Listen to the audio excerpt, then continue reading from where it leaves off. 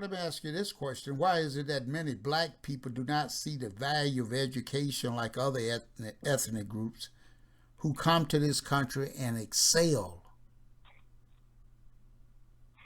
Well, I think it goes back to slavery. We were um, we were in situations where we could not read. We didn't want to read. I mean, we did want to read, but the master prevented us to read. Now that we do have this opportunity to study and be the best that we could possibly be, we're not taking full advantage of that. And I think we need to take a long look at ourselves, and we need to build on the moral fabric of what this country was made from. And education has been one of the leading things that this country has excelled in for years in technology. And we were number one in the world as it related to an educated nation. Well, right now we have a skyrocketing out of wedlock birth. How can that be curtailed? Being educated, reading, and having a opportunity to see that there's some hope and there's some light at the end of the tunnel. We have to seize the opportunity like other nationalities that come to this country. They see America as a land of opportunity. We see America as a place that we're just in. Instead of just being in it, we have to be a part of it, and we have to work as hard as we can to make it happen for us. And we can't depend on, or we can't blame anybody for our shortcomings at this point in time. We have the same opportunities to go to a community college or to get a trade or to talk to somebody to get mentored about being better than we are, so we can build some wealth for ourselves. Now, one of many of us, black people, through our leadership, constantly complain about our situation here in America. Now, I've traveled to several countries in Asia and several Caribbean islands, and in these places, I have seen poverty. I mean, nothing like here in the United States. But when any of these people get an opportunity from these countries to come to this country, they work hard and do not complain. But they build businesses that provide jobs to others in their ethnic group. They pool their resources. Well, where do black people fail in this area, Mr. Golston? Well, I'm glad you made that point. If we were to do an experiment, and if we were to round up some young people who have been in trouble and send them to one of the poorest parts of the world and let them stay there for a month and then bring them back here to this country, I guarantee you will have a whole different attitude. You will have a whole different mindset. You will have a whole different appreciation for running water. You have a whole different appreciation for being able to go to the mall. You have a whole different appreciation for America. But right now, a lot of young people don't see the benefit, or they don't see see what they have. A lot of people don't understand when you have something, you have it, but when you don't have it, you don't know what you don't have until it's gone. So if you take some young people and you take them to the poorest country and leave them there for a month and bring those young people back, they might become scholars because then they realize what they do have here in America. And that leads up to this question here. Why is it when a black man gains success, he buys his mother a house, but does nothing for the community? I take that back. I remember Magic Johnson. He came here last Thanksgiving, he and his wife, and he passed out turkeys at Ebenezer Baptist Church in Detroit. But that's not what I'm talking about. I'm talking about why is it they don't do anything like from building a business or something in the community that's going to provide jobs, or trying to organize other businessmen like themselves to invest in their black people in their communities. I think that's a very good question. Passing out turkeys is good, but also you got to look at, you can teach somebody how to fish for a lifetime instead of giving them a fish for a day. And I think it goes back to that same principle where we have to see ourselves as being community minded and being leaders in our community and being leaders in our households, so we can provide those type of resources to people. And sometimes we just get away from that, and I think it becomes we become self-engaged or self-endowed, or we become just into ourselves too much because we haven't had. And when you don't have and you get, sometimes you can get a little selfish in your thinking. Right. One of the things too is I've noticed that many of the top pastors, I'll say the top 12 pastors in the world, all except 2 are black. And most of them are here in the United States. And when I said top pastor, I mean multi-millionaires, the wealthiest. And do you think that our black leaders and pastors and civil rights leaders, elected officials and community organizers, they are only out here for selfish monetary gains?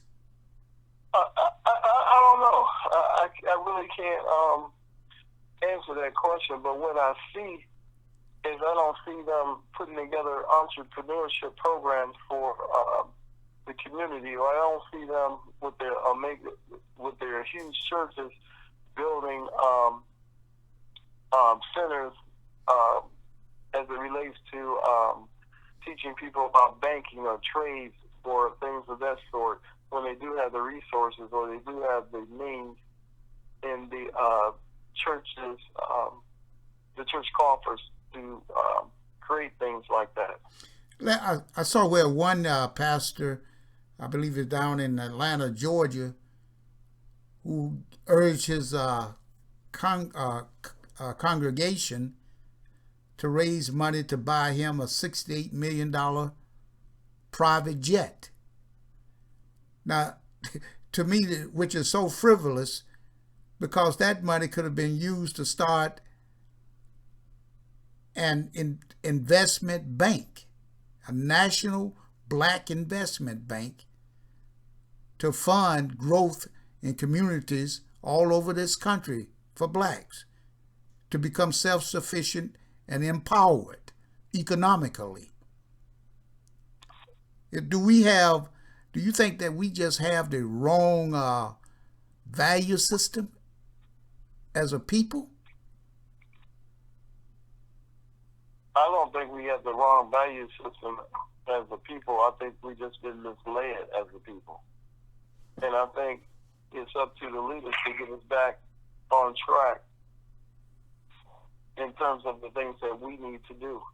Well, how do you get these leaders to get back on track, Mr. Ghostin? When I look at every leader that we've got, One is worth $5 million, the other one worth $10 million, and and the pastors are worth anywhere from 5 million to from a million to 100 million or 50 million.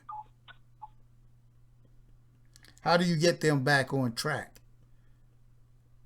Well, at the beginning of the conversation, we talked about community forums. We also talked about talking from the pulpit. We also talked about doing promotions in the community, like billboards and pamphlets, and just getting the word out. And I think it's going to take a community effort like that, people from the grassroots who will need to start talking about change in the family is the nucleus of all this. It is the beginning hub of change in the family. And it has to start with the leadership in your families, because if you can get your families together, then you can get your community together. Okay, let's say starting with the church. What can the churches do to uplift the black people in their neighborhoods, and I'm talking about the church neighborhoods, and get them to stop acting with inappropriate behavior? Getting the people to stop acting with inappropriate behavior. Well, that leadership has to take precedence, where people have to stand up and they have to say, look, enough is enough. In the urban areas, a lot of people, and especially seniors, are afraid to go out after a certain time. We shouldn't be afraid in our own community, and young people need to take on some of that responsibility of making sure that our communities are safe. Well, who should organize these churches? Daryl, maybe we could kind of put together a brainstorming session, a think tank, and say maybe somehow or another, who would be the first person to go out there to talk to try to get this organized? Well, I like what you said about organizing that, and it has to be a grassroots effort. And conversations like this need to be spoken, or they need to be had more often. And then somebody needs to go to the churches and organize the churches to bring them together, so the leadership in the churches can start talking among one another about, hey, let's try to turn this thing around from the grassroots, and let's try to get the message out to the people. Right. And next I want to ask this question. What can the so-called black leaders or civil rights group do to empower the black communities? It has to be all. The reason I'm putting it in this order, because all these things have to gel and they have to hit together. They have to be going along simultaneously.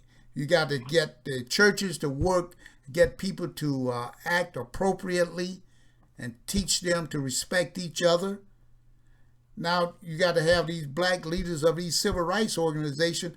They've got to come up with a plan and this goes to empower the black communities, and also the black elected officials, nationally and locally.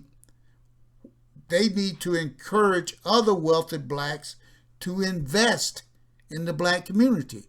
We got to hold people accountable.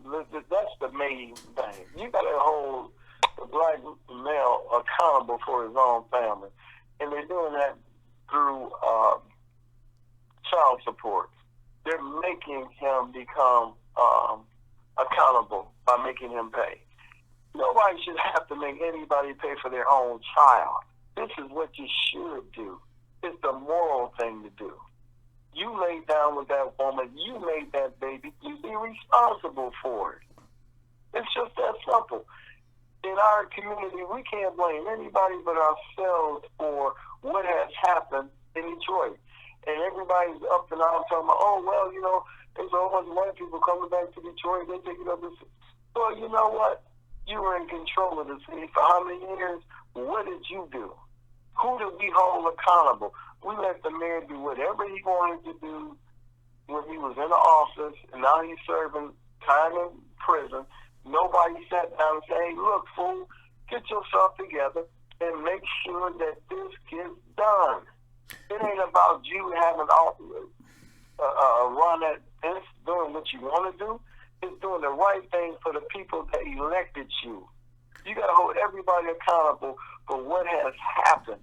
Here's a man that had all the potential in the world. Did everybody just say, "Oh, well, you know, he's young, he's young"? No, he's young. But we put him in office. You are in office for a reason. We expect you to do A, B, and C, not to be doing what you want to do. It's not that type of party. Well, we have these situations all over the country, Daryl, where black people are not empowered. So I'm asking now, what can these black leaders in the civil rights group do to empower the black communities? And also, what can the black elected officials nationally and locally do to encourage other wealthy blacks to invest in the black community?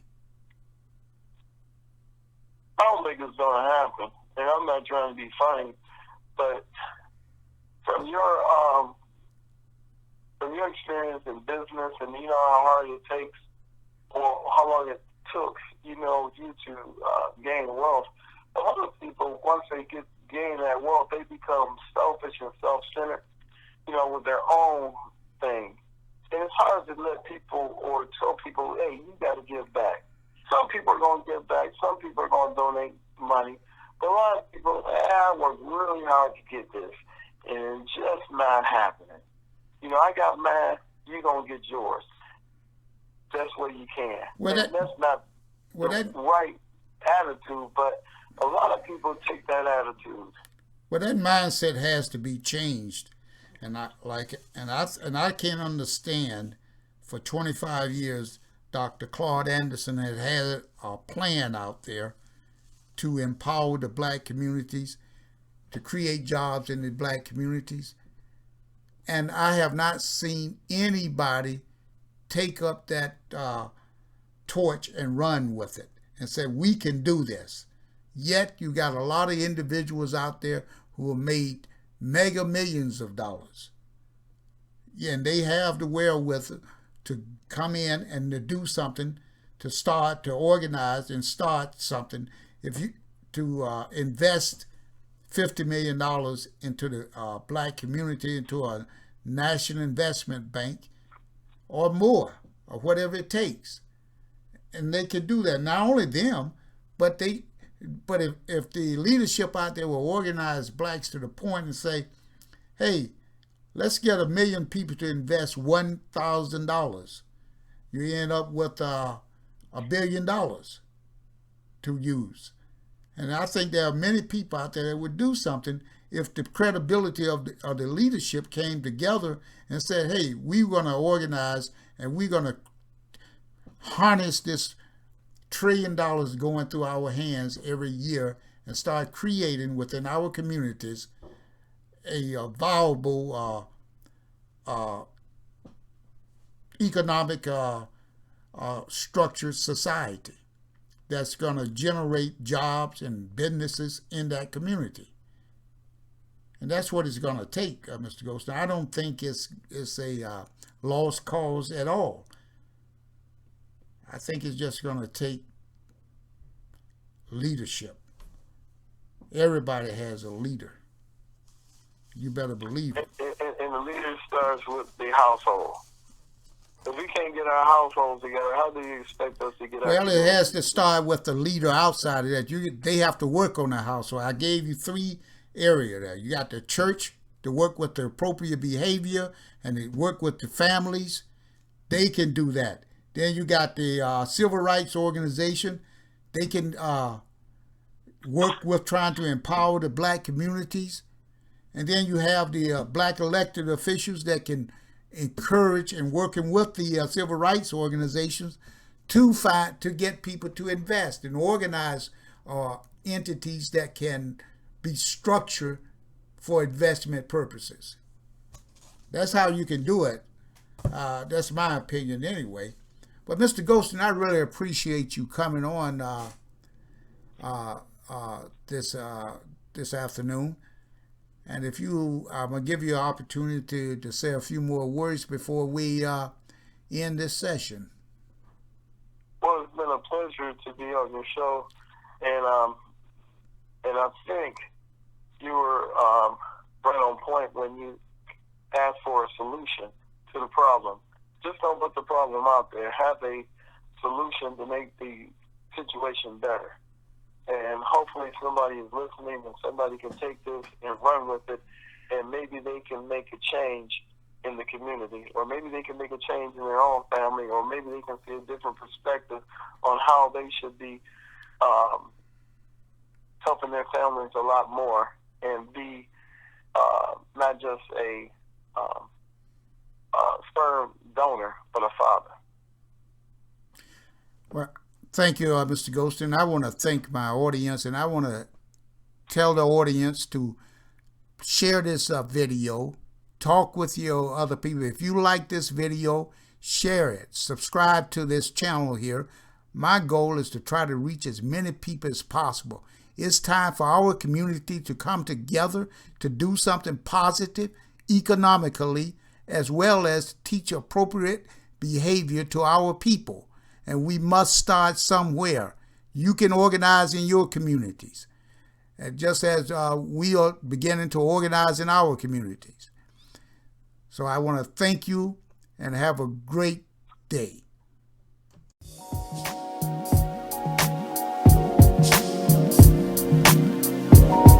Would you listen to my love?